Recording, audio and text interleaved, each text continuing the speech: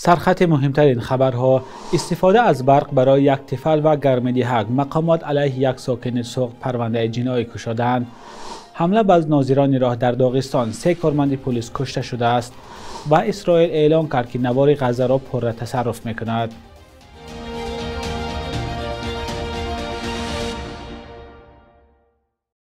درود بینندگان عزیز، با تازه ترین خبرهای تاجیکستان و جهان در خدمت شما هستیم. امروز 6 می سال 2025 است.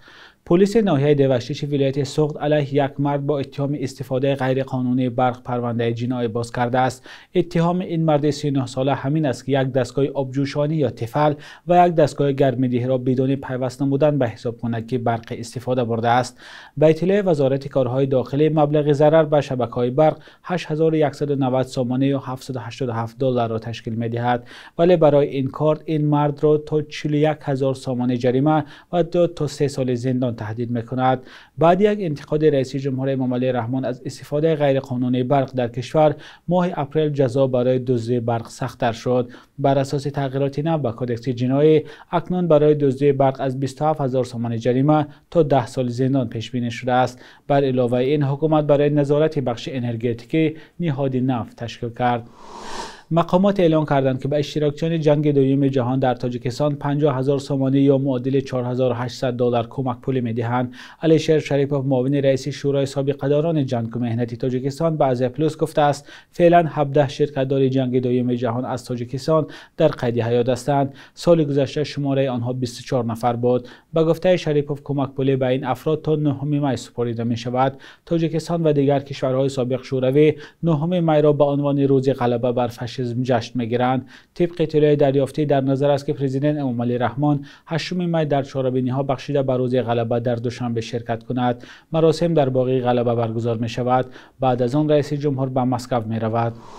احتمال می رود که در روزهای تجلیل عید غلبه در حدود مسکو دسترسی به علاقه موبیلی و اینترنت محدود شود. در این باره روز 5 می توسط سیستم یگانه دولتی آگاهانی از حالتهای فوق‌العاده معلومات نشر شده است. از این پیش خبرگزاری تاس درباره وجود مشکل یا محدودیت در علاقه موبیل در شهر و ولایت مسکو خبر داد.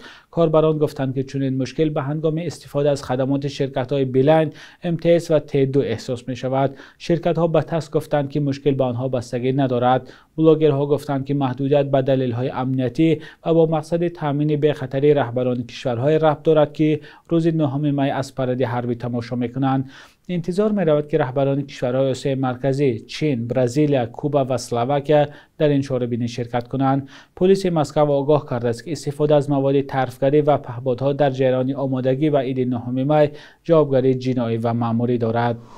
در پی حمله افراد ناشناس به ناظران راه در شهر مخچقله داغستان، 3 کارمند پلیس کشته شدند. حادثه 5 می رخ داد. به اطلاع وزارت تندرستی داغستان، در جریان تیرپرانی 5 کسی دیگر از جمله 2 کارمند پلیس و 3 شهروند ملکی زخمی شدند. در میان زخمیان یک دختر 17 ساله هم است. لحظه تیرپرانی در نوار ثبت شده است. در اول گزارش شد که 4 نفر به سوی ناظران راه آتش گشودند. دیرتر وزارت کارهای داخلی روسیه اعلام کرد که حمله‌وران 2 کس بودند و کشته شدند. درباره سبب‌های دست به این کار زدن حمله‌وران چیزی گفته نشده است.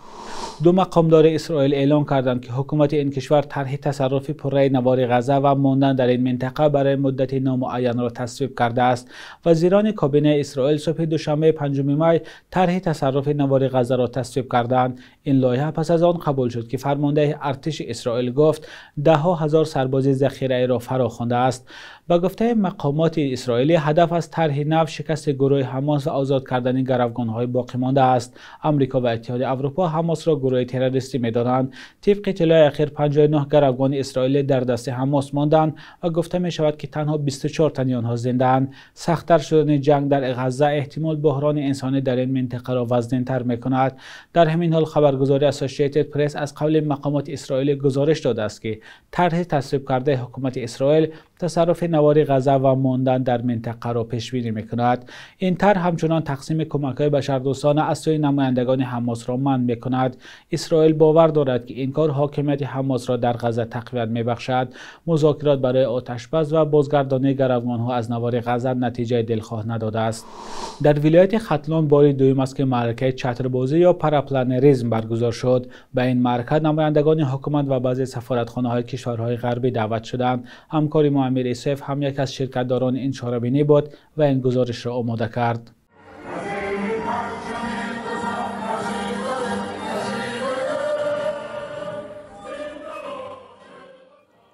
شهرک خرمزمین، جیلانکوه، ناحیه دنغره بار دوم است که در این مکان مسابقه بین المللی اوید به پاراپلانریزم و چتربازی پاراشوترانی برای دریافت جام پرزیدنت تاجیکستان با عنوان تاجیکستان اوپن سکای 2025 برگزار می گردد.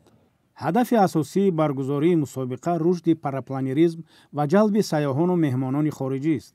این مسابقه ورزشگران، کارمندان کورپوس دیپلماتی، سیاحان و مهمانان را از کشورهای گوناگون به هم آورد. من فکر دارم که مسابقه امسال در سطح بالا خواهد گذشت، زیرا نمایندگان بسیار کشورها اینجا جمع شدند و چون میدانیم باید یک هیئت نوی از آلبانیا بیاید. این نوی ورزش برای نوجوانان خیلی جالب است و برای رشد گردشگری تاجیکستان نیز مفید است. متاسفانه که وضع افغانستان شما میدانید که همه زندگی مردم در حالت مثل یک انسان در قفس بندازیم. متاسفانه که اون شرایط اوجا نیست، ولی خوشبختی است که ما تاجیکستان همچو وطن خود احساس میکنیم. ورزش بسیار جالب است، بسیار هیجانی است، آدم هیجان زده میشه و ما تشویق میکنم که نوجوانان و جوانان را که به این ورزش پای برن، آدم از دیدنش بسیار لذت میبره، هیجانی میشه. خواهشمندان امکان داشتند در ایرستاد و تاندم پرواز را با مربی حرفه‌ای انجام دهند. یوگنیا لورنس که میتوان او را پدر پاراپلانریزم تاجیکستان نامید، بار اول در پاراتریک پرواز کرد. من شیفته این دیار زیبا منظر و ببینید که در اینجا هم مردم محلی و هم مهمانهای خارجی به این رویداد خیلی زیبا جمع آمدند و خیلی شاد هستم که شاهد آن هستم. من از افراد شجاعی که این کار را انجام میدهند در شگفتم، چون برای من این کمی کاری ترسناک است. هرچند اشخاصی که با ارمان پرواز کردن به این دنیا می آیند و جوانانی که آرزوی پرواز کردن را در خود می پرورند باید پرواز کنند. در روز اول به غالبان بخش پاراشوت بازی تحفه ها تقدیم گردیدند. همه جوانان را دعوت میکنم که آمده با کلوب جمهوریوی هواپیمایی تشکیلات جمعیت مدنی مدافع آمده شامل شوند و ترس خود را بشکنند و آرزوی چند سالینه خودشان را عملی گردانند. این نوع ورزش در تاجیکستان هنوز جوان است. 23 ینوری سال 2023 فدراسیون پاراپلانریزم و واسطه‌های پروازی سبک تاجیکستان رسما به قید گرفته شد. پاراپلانریزم در مقایسه با پاراشوت پرواز واقعی است، زیرا توسط بال خلبان میتواند مسافه‌های دور را طی نماید. حالا این ورزش در کشور هواداران بیشمار پیدا کرده است.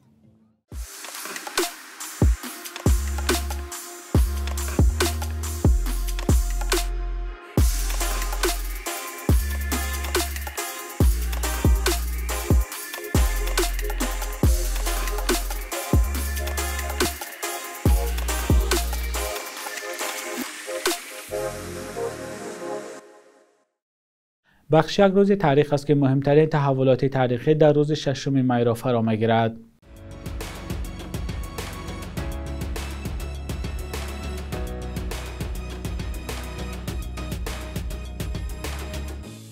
ششم می سال 1996 در دوشنبه دو دانشمند معروف ساحه طب تاجیکستان، یوسف اسحاقی و منهاج غلاموف کشته شدند.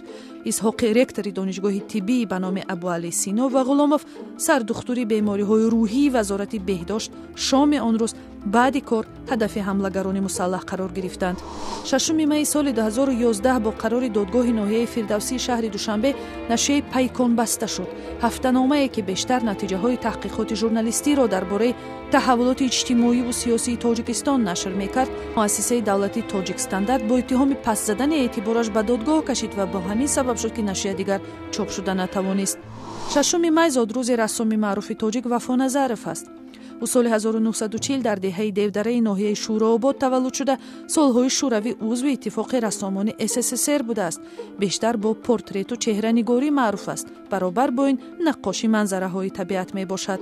7 می در تاجیکستان و هم بسیار جمهوری‌های سابق شوروی روز رادیو تجلیل می شود.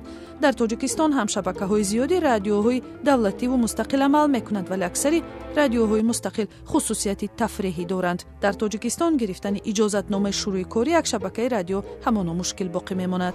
7 می زادروز اپرا سرای معروف تاجیک ادهم خالقوف است. خالقوف سال 1948 تولد شده بعد سابقه طولانی کار در بلشوی تئاتر مسکو و تئاتر اپرا و بالت به نام صدرالدین عینی دوشنبه به شهر میلان ایتالیا کوچید. مؤسس اکادمی خصوصی اپرا با اسم بلکانتو اینترنشنال می باشد.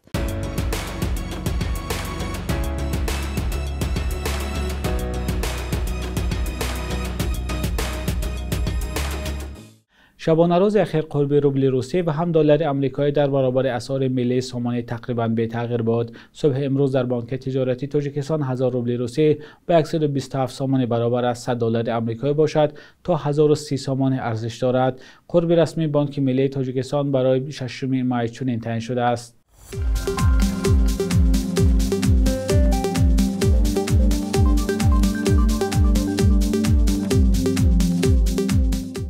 بینندگان عزیز، به پایان برنامه نوید بامدادی رسیدیم. لطفاً نظر و پیشنهادهای خود را در زیر برنامه به ما نویسید. تا فردا، خدا نگهدارتان.